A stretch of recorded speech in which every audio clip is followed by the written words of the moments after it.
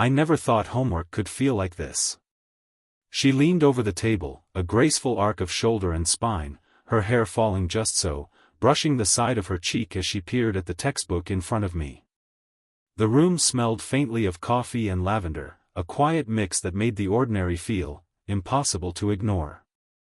Her fingers, poised with a pen, lingered near mine as if hesitation itself had weight, and I caught myself holding my breath. "Are you sure you want me to explain it again?"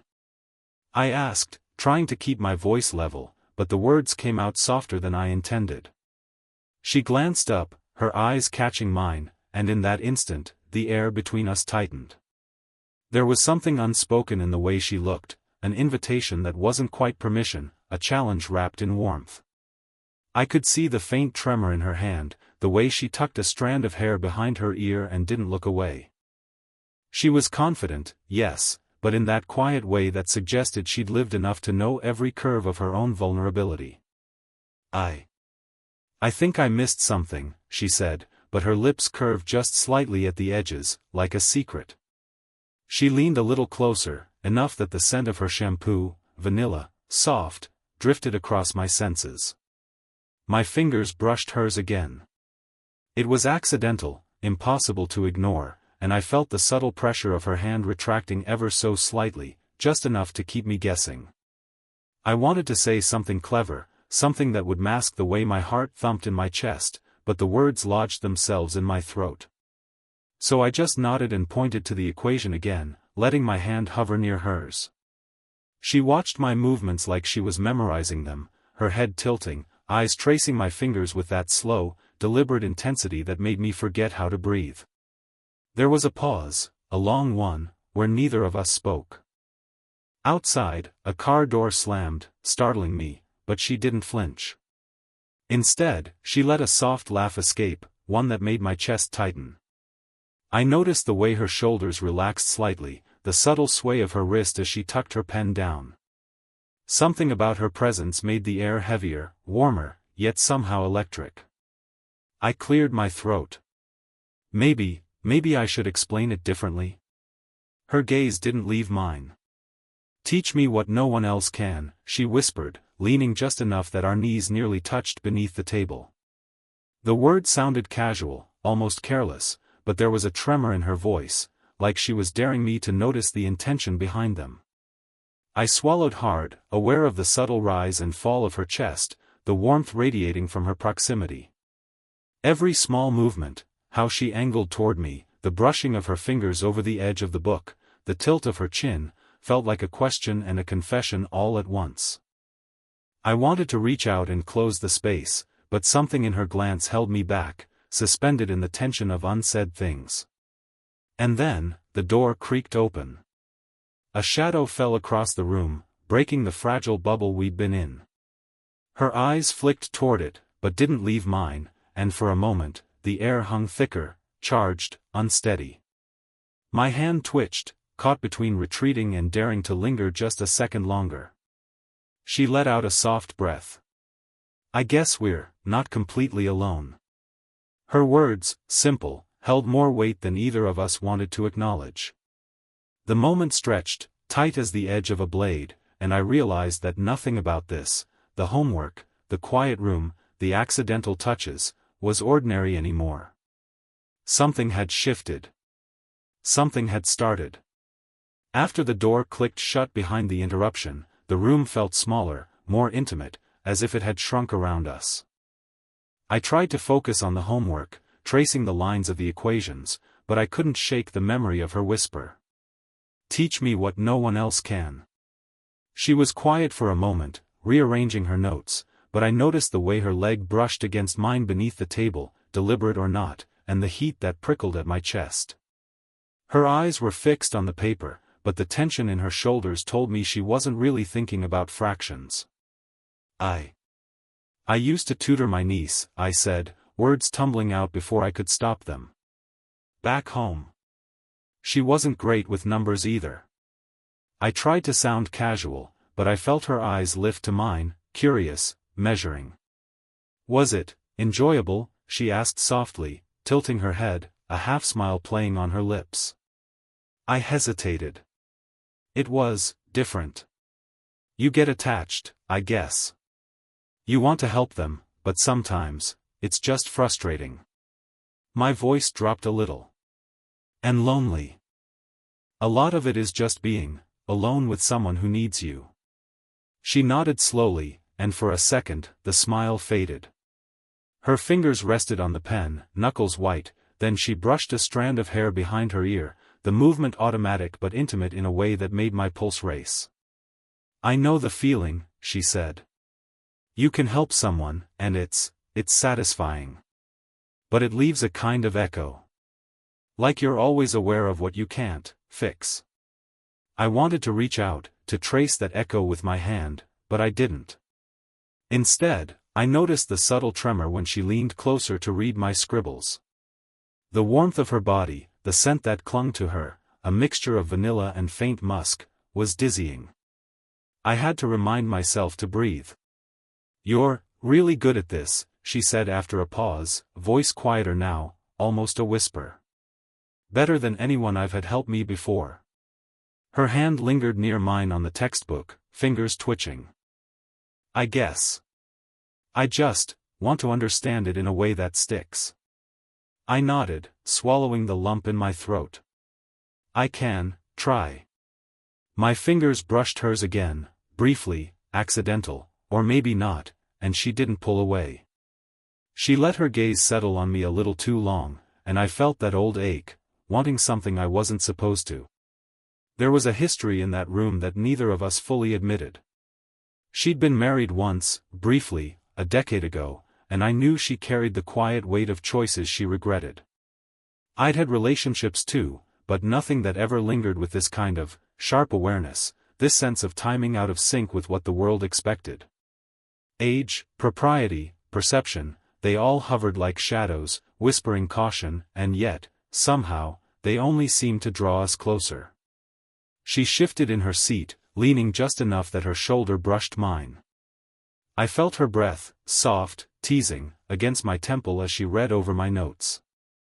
My hand itched to move, to trace the line of her arm, to feel that warmth fully, but I kept it rigid, fighting the desire to betray myself.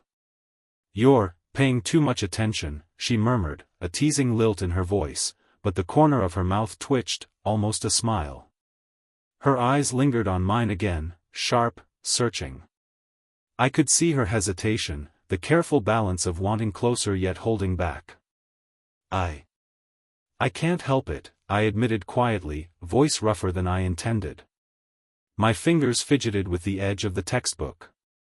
You're hard to ignore. She didn't answer. Instead, she reached over and lightly touched my hand, just a brush of her fingertips. It was brief, almost casual, but it carried everything she wasn't saying. The silence that followed was thick, charged, electric.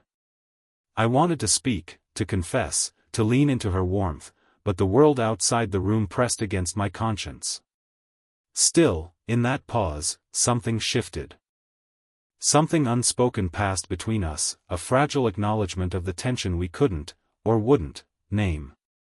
Her eyes softened slightly, lips parted, and for the first time, the air felt like it could actually hold us both. The notebook between us felt like a thin barrier, paper and ink separating longing from action. And yet, I knew, whatever this was, it had already begun.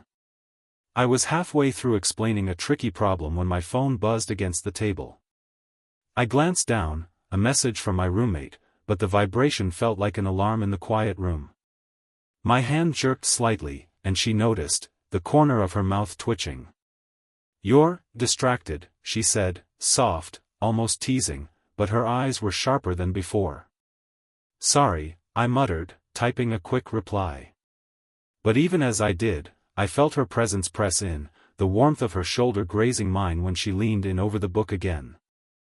I could smell her perfume, faint vanilla with something darker underneath, and it made my chest tighten.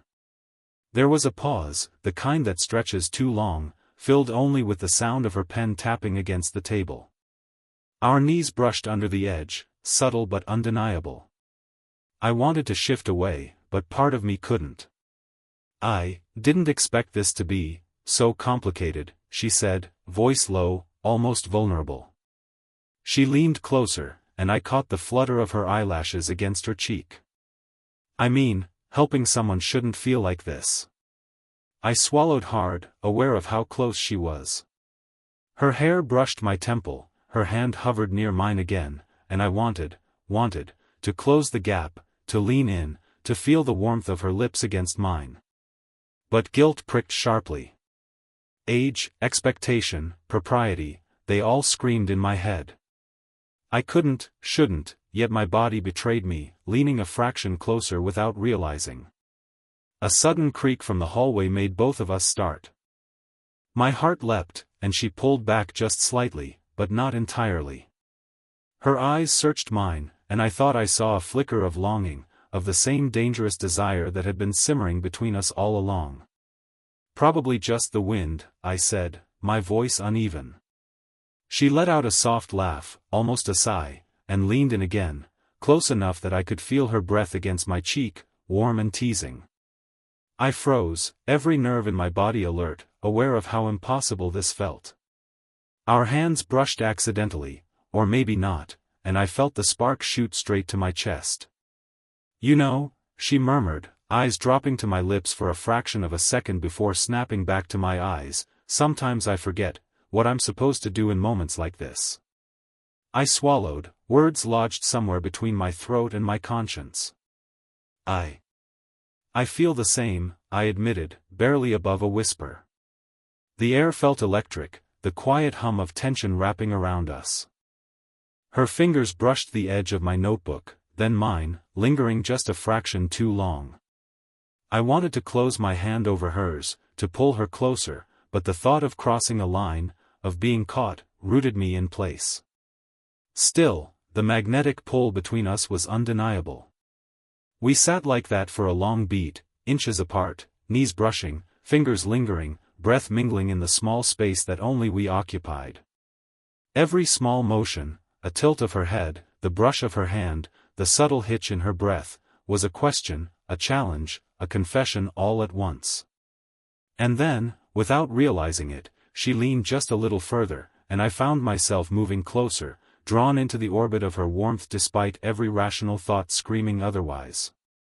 Her lips were almost close enough to touch mine, almost close enough to erase every boundary. The door to the hallway creaked again, reminding us that the world outside our bubble still existed. She blinked, pulled back slightly, but only enough to make the space between us unbearable. My chest heaved, our closeness heavier than any words could hold. In that pause, in that near touch, we both knew something had shifted. We were closer than ever, yet the impossible tension between desire and hesitation stretched tighter with every heartbeat. And for a moment, the world disappeared, leaving only her, only me, only the almost that had become everything. The quiet between us had thickened, pressing against my chest until it felt hard to breathe. She was leaning over the textbook again, but her eyes weren't on the equations. They were on me, watching, waiting, daring me to make a move I wasn't sure I could. I started, then stopped, my voice catching. Her presence, so near, so intoxicating, made words impossible. My hand itched to reach out, to brush the hair from her face, to trace the curve of her jaw with fingers that were suddenly clumsy and urgent. She shifted closer, almost imperceptibly, and I could feel the warmth of her body radiating against mine. My pulse drummed in my ears. The room smelled of her, the subtle vanilla and something darker, something that belonged only to her. Every instinct screamed to close the distance, but every ounce of reason whispered caution. I shouldn't, she murmured, voice soft, almost breaking. It's complicated. Her hand rested near mine again, a whisper of touch that made my chest ache.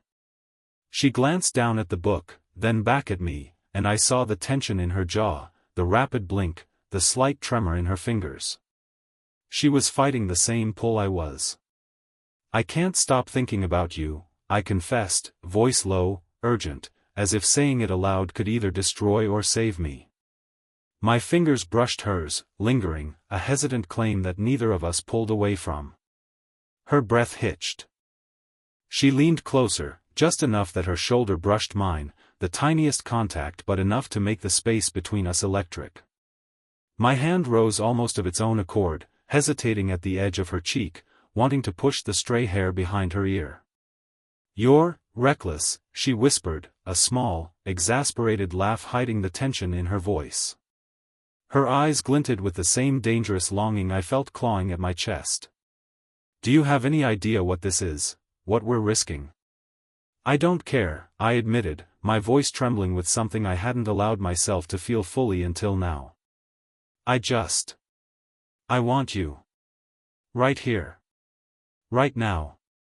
Her head tilted slightly, the ghost of a smile on her lips, but then she pulled back just a fraction, the distance agonizing. I can't," she said, but the soft tremor in her voice betrayed her. She was as caught in this as I was. I leaned closer anyway, daring the impossible, letting my hand hover near hers, feeling the warmth of her skin through the thin fabric of her sleeve. Our knees brushed, our breaths mingled, and the textbook, forgotten, lay between us like a fragile barrier. "You're so close," she whispered, her voice a breath against my ear, a shiver racing down my spine. She pressed slightly against me, a subtle weight that made my chest ache with anticipation. My fingers moved, brushing a strand of hair from her face, lingering at her jawline, and I could feel her pulse just beneath my fingertips.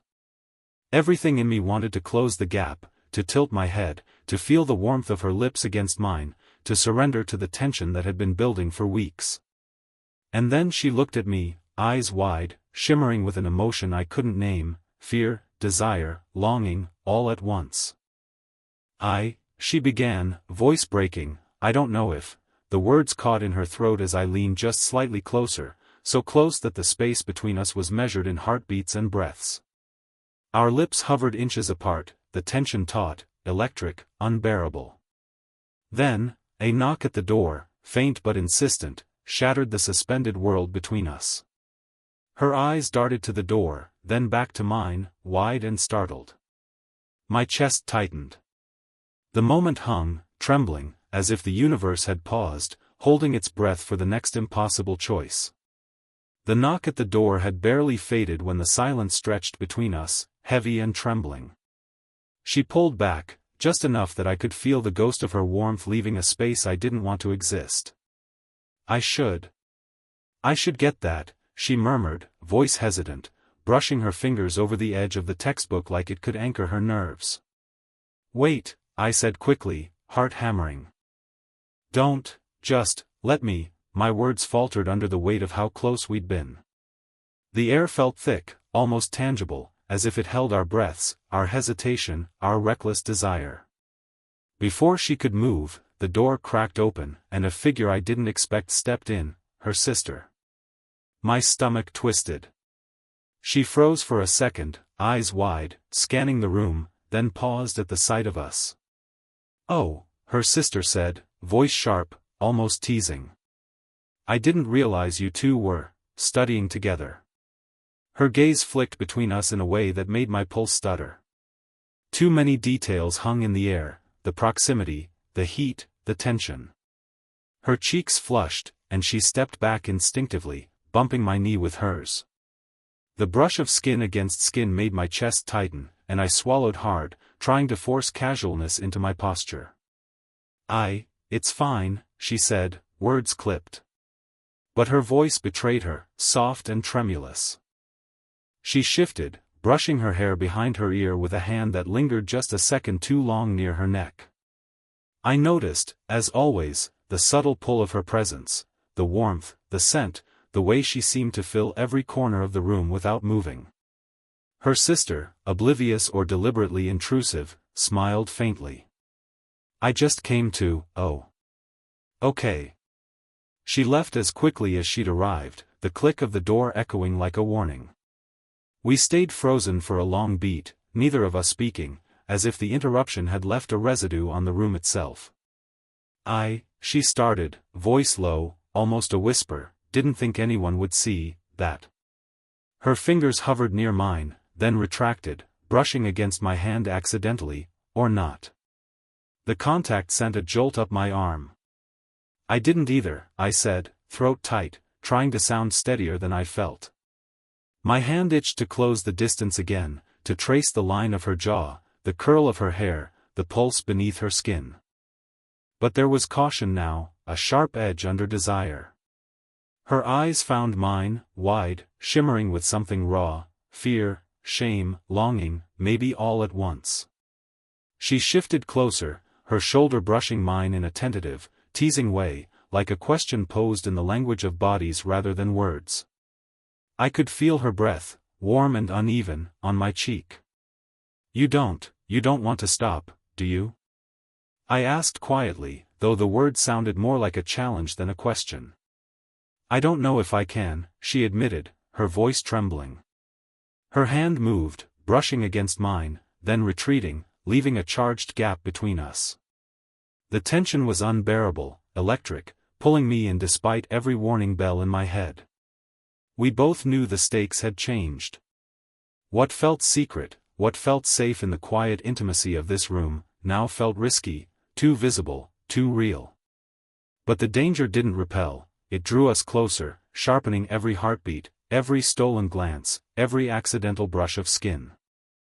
I leaned slightly toward her, drawn by the pull I couldn't resist, aware that even a fraction closer might collapse the fragile line we'd been balancing on. Her lips parted, eyes fixed on mine, and the air between us trembled with everything we weren't saying but couldn't hold back.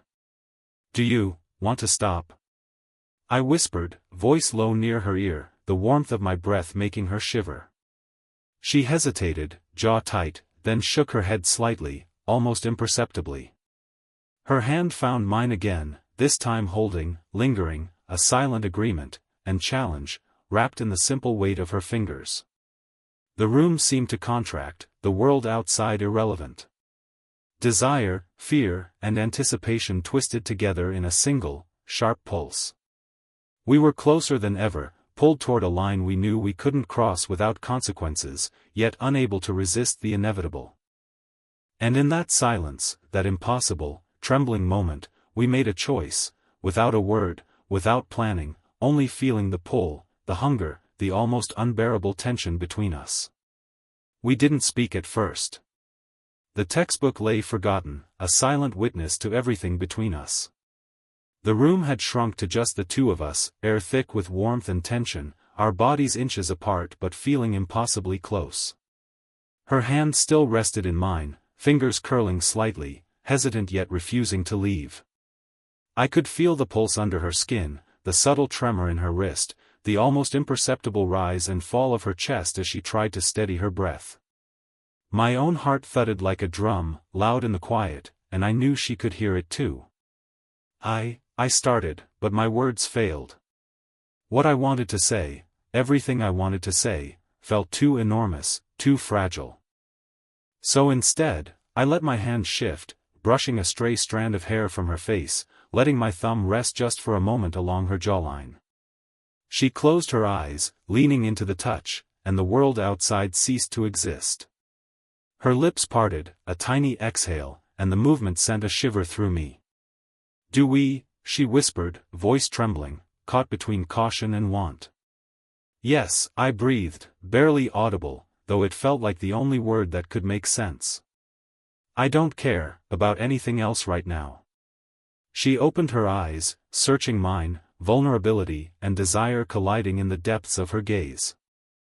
I leaned just a fraction closer, just enough to feel her warmth fully, to feel her breath on my cheek, and the almost unbearable tension between us tightened like a wire. For a heartbeat, everything held, her hesitation, my longing, the knowledge of what stepping closer meant. And then she closed the distance herself, leaning in so our foreheads touched, so our noses brushed. My hand found her neck, fingertips tracing the line of her throat gently, tentatively, as if afraid the world might shatter if I pressed too hard. Are we really doing this? She whispered, voice barely audible, a mixture of fear and surrender. Yes, I said again, steadying her trembling with my hand, my other arm resting lightly against her side. We are. And it's okay. She let out a small laugh, more a breath than sound, and pressed closer. The warmth of her body against mine erased the months of hesitation, the fear of judgment, the walls we'd built around ourselves.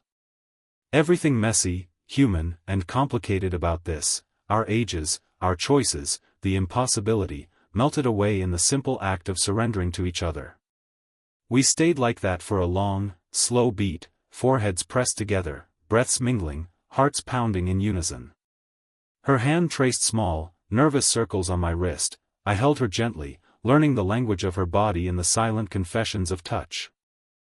"I've never felt like this," she admitted, voice soft, confessional. "Like I'm seen." "You are," I whispered, pressing my temple against hers, feeling her warmth seep into me. Completely. The tension didn't vanish, it transformed. It became something solid, real, a connection that no interruption, no fear, no outside world could undo. We had crossed the impossible line, yes, but in doing so, we had found clarity. Desire and fear had merged into understanding. And in that quiet, suspended moment, I realized we didn't need words anymore. The small touches, the shared warmth, the unspoken promises in our lingering glances, everything spoke for us. We had chosen each other. And now, finally, we understood each other fully. The room was quiet again, but it felt different this time, lighter, warmer, as if the tension that had held us taut for weeks had finally melted into something real. Her hand stayed in mine, fingers laced together, the subtle pressure between us saying more than words ever could. She leaned into me, resting her head against my shoulder. I could feel the slow rise and fall of her chest, the warmth of her hair brushing my cheek, the faint scent of vanilla and something uniquely hers. It was intimate, yes, but also comforting, like coming home after a long, impossible journey. "I was scared," she admitted softly, eyes still closed, voice a whisper against my neck. "Of everything. Judgments, mistakes, feeling like I shouldn't." "You don't have to be," I murmured, tilting my head slightly so I could press my lips to her forehead. The touch was gentle, protective, yet charged with everything we had been holding back. "None of that matters here. Not now. Not with us." Her fingers tightened around mine, then relaxed, then tightened again, a rhythm, a heartbeat. She shifted slightly so I could wrap my arm around her, and I did, holding her close enough to feel the warmth of her body seep into mine. For the first time, it wasn't teasing or tension-filled, it was steady, real, tangible. I don't want this to be temporary," she whispered, opening her eyes to meet mine. There was no hesitation there now, only clarity and desire laced with vulnerability. "Neither do I said. "We'll figure it out. Together." She smiled softly, brushing a hand over my jaw, tracing the line of my cheek like she was memorizing me. The simple intimacy of it, the softness, the slow inevitability of connection, it left me breathless. Every fleeting hesitation, every stolen glance, every near touch had led to this exact moment. We stayed like that for a long while, bodies close, words few, letting the quiet speak for us. Sometimes she would tilt her head, brushing her lips against my shoulder, or I would press a lingering kiss to her temple. Small gestures, but heavy with meaning, solidifying everything that had been tentative, uncertain, and electric. Finally, she leaned fully against me, forehead resting on mine. Her breath mingled with mine in that small space between us, soft, steady, unhurried. "You feel safe," she said, a small laugh in her voice, but it wasn't ironic. It was a confession. "And you make me feel alive," I replied, voice low, intimate. More than I thought anyone could. We didn't speak again for a while. We didn't need to. The simple act of staying, of holding each other, of letting the warmth of presence replace the tension and fear, that was enough. Our hands remained intertwined, shoulders touching, hearts echoing in the quiet room. Outside, the world could wait. Judgments, propriety, and hesitation had no place here. This was ours, fully, messy, human, real. And in that, there was peace. She tilted her head up, eyes meeting mine, and I leaned in to press a gentle kiss to her lips, not hurried, not impulsive, but deliberate, a quiet promise that spoke louder than words. Pulling back slightly, she rested her forehead against mine, smiling. "I think we understand each other now," she whispered. "Yes," I said, brushing her hair from her face, feeling the softness, the warmth, the life pulsing between us. "Completely." And there we stayed, together at last, in a room that no longer felt charged with tension but full of connection, of love, of a beginning that neither of us had expected but both had been waiting for. 21.